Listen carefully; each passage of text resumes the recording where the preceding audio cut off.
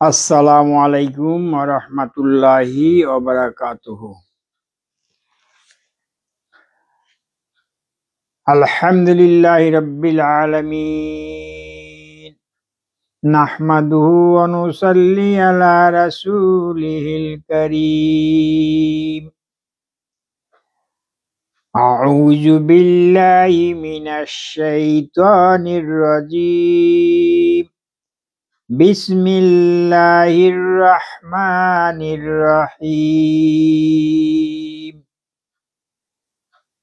সুন্নাতাল্লাহিল্লাতী ক্বাদ খালাত মিন ক্বাবল ওয়া লান তাজিদা লিসুন্নাতিল্লাহি তাবদীল।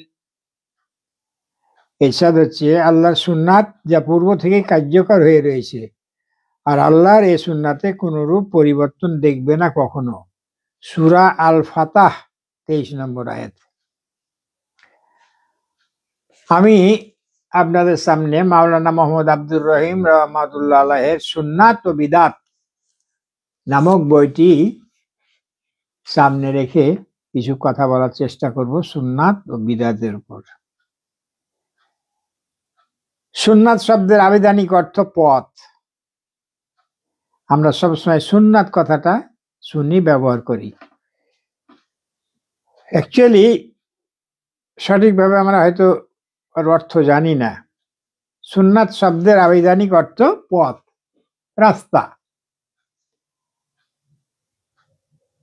আমি যে সূরা ফাতিহা 23 নম্বর আয়াতটি তেলাওয়াত করেছি, তার অর্থ হচ্ছে আল্লাহর সুন্নাত যা পূর্ব থেকে কার্যকর হয়ে রয়েছে, আর আল্লাহর এই সুন্নাতে কোনরূপ পরিবর্তন দেখবে না কখনো।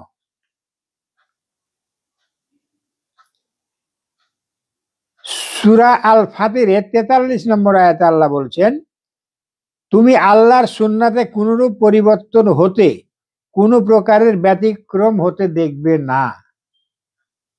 কিয়ামত পর্যন্ত তুমি আল্লাহর সুন্নাতে কোনো পরিবর্তন হতে, কোনো প্রকারের ব্যতিক্রম হতে দেখবে না।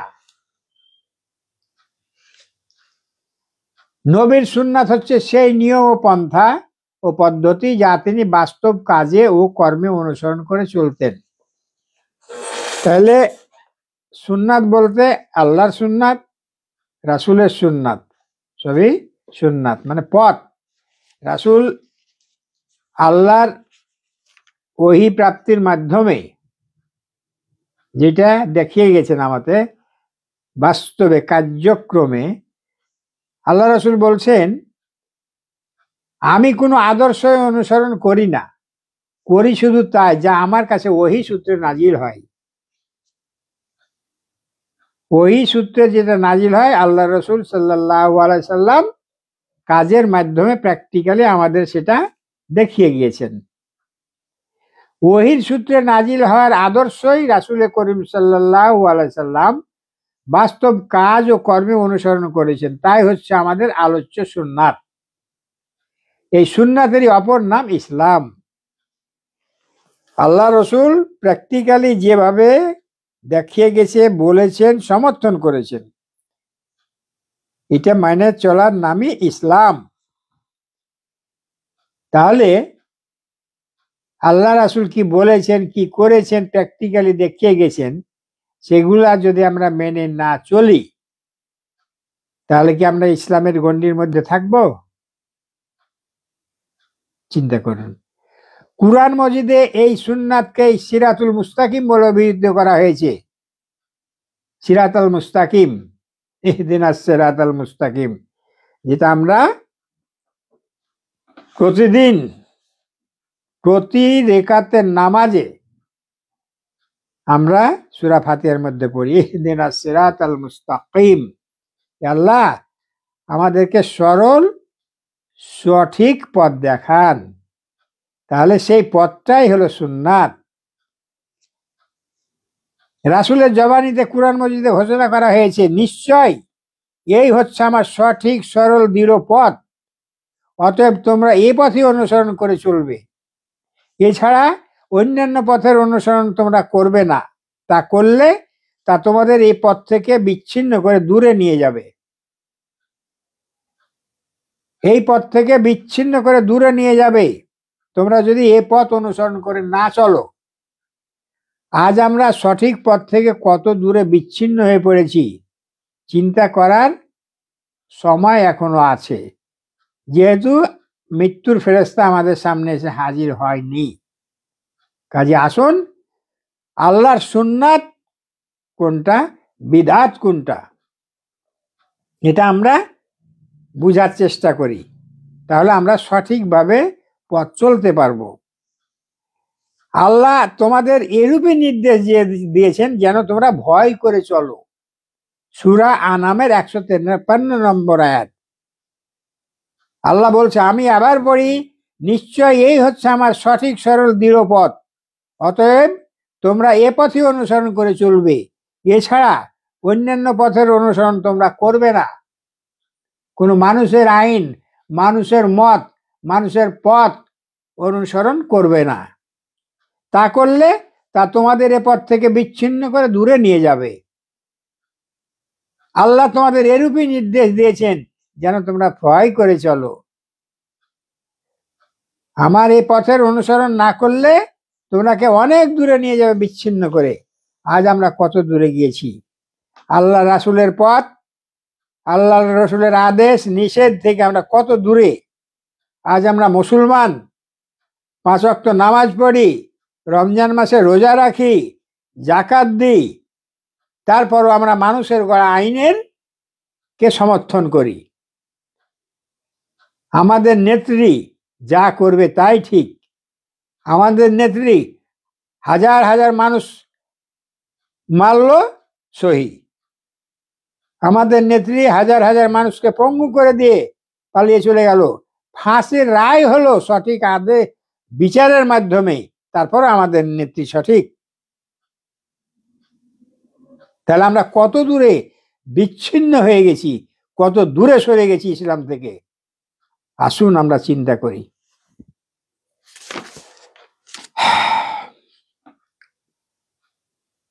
ইমাম সাতেবি সিরাতুল মুস্তাকিমের পরিচয় দান প্রসঙ্গে বলেছেন, সিরাতুল মুস্তাকিম সঠিক পথ, সোজা পথ।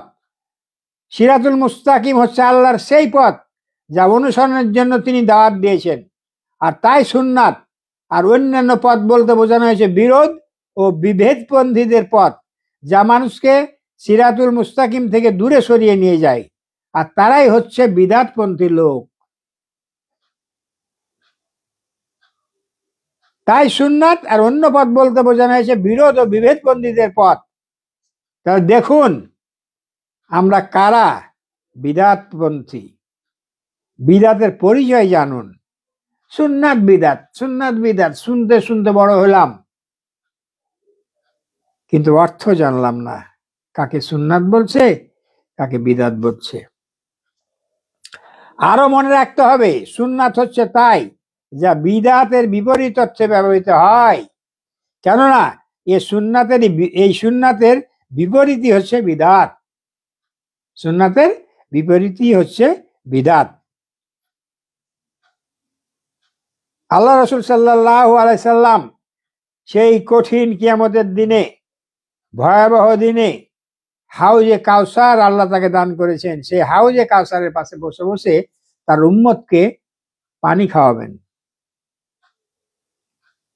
লাইন ধরে আসবে, আল্লাহ রসুল নিজ হাতে তাদেরকে পানি খাওয়াবেন। সেই পানি একবার যে মুমিন বান্দা পান করতে পারবে, কিয়ামতের সেই ভয়াবহ দিনে তাকে আর পিপাসা লাগবে না। তার হিসাব নিকাশ শেষ হওয়া পর্যন্ত তাকে আর পিপাসা লাগবে না। সেই হাউজে কাউসারের পানি লাইন ধরে মানুষ খেতে যাবে। কিছু মানুষ লাইনের হাউজে কাউসারের কাছাকাছি আসতেই পর্দা পড়ে যাবে আল্লাহ রসুলের, এবং তাদের মাঝে পর্দা পড়ে যাবে। আল্লাহ রসুল বলবেন ফেরেশতাদেরকে, এই এগুলো তো আমার উম্মত। বলছে, না ইয়া রাসূলুল্লাহ, এ লোকগুলো আপনি আসার পরে তারা নতুন নিয়ম চালু করেছিল, নতুন পন্থা চালু করেছিল। এরা আপনার পথ থেকে অন্য পথে কাজ করেছিল, তখন আল্লাহ রসুল বলবেন তোমরা দূর হও, দূর হও। আসুন, আমরা কিয়ামতের দিনে যদি পানি পান করতে চাই আল্লাহ রসুলের হাতে, তাহলে আমরা সুন্নাতের পথে থাকি, বেদাত বর্জন করি। আর বেদাতের বহু রকম ভাষা আছে, তবে আজকে যে আপনাদের সামনে এলো যে বেদাত বলতে বোঝানো হয়েছে বিরোধ ও বিভেদবন্দীদের পথ, যারা সমাজে রাষ্ট্রে বিভেদ তৈরিতে ব্যস্ত। আর আল্লামা মুল্লা আলী আল কারি লিখেছেন, শরীয়তের পরিভাষায় বিদাত হলো রাসূলের যুগে ছিল না এমন নীতি ও পথকে সম্পূর্ণ নতুন ভাবে প্রবর্তন করা। আল্লাহ রসুল যেগুলা করেননি, যেগুলো করতে বলেননি, সেই নতুন নতুন পন্থা আবিষ্কার করা। অমুক লোক বিদাত করেছে, আর তার মানে বোঝা হয় অমুক লোক নতুন পন্থার উদ্ভাবন করেছে, যা ইতিপূর্বে কারো দ্বারা অনুসৃত হয়নি। তার মানে শরীয়ত মোতাবিক নয় এমন কাজকে শরীয়ত মোতাবিক কাজ বলে আকীদা হিসেবে বিশ্বাস করে নেওয়া হচ্ছে বিদাত।